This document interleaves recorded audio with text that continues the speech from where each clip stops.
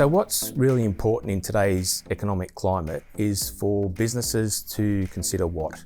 I think the most important thing at the moment is reviewing of your financial projections. What is my performance at the moment? Quite simply, there's a few things you should consider. One is income, two is your labour costs, three is your material costs or your cost of goods sold, and four is your expenses. If we look a bit closer at those, the income is looking at what my future income is likely to be. So the industry I'm in, is there expected to be an increase or a decrease? The clients that I deal with, what is the impact on them, and should that result in an increase or a decrease in that income? And if so, what can I do about it?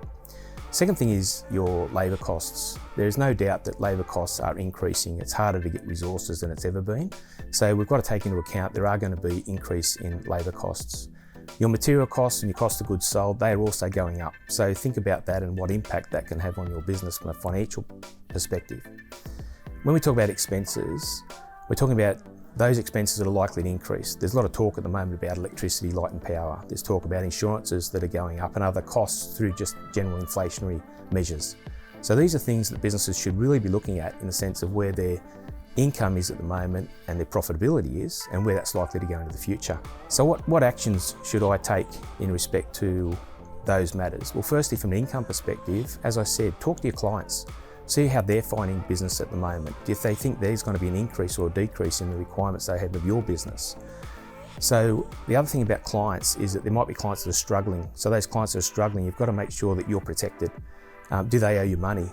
Are they at risk? Should we be still doing work for those clients? So that's something else you really need to consider in regard to that, and also review your debtors list. What am I owed at the moment, and are there any of those at risk? As I've said, costs are increasing. What can we do about costs increasing? We need to pass those on. So I'd highly recommend you review your pricing policies. Inflation's going up, and it continues to go up. So pricing is really important to consider, and whether that should be passed on to your clients.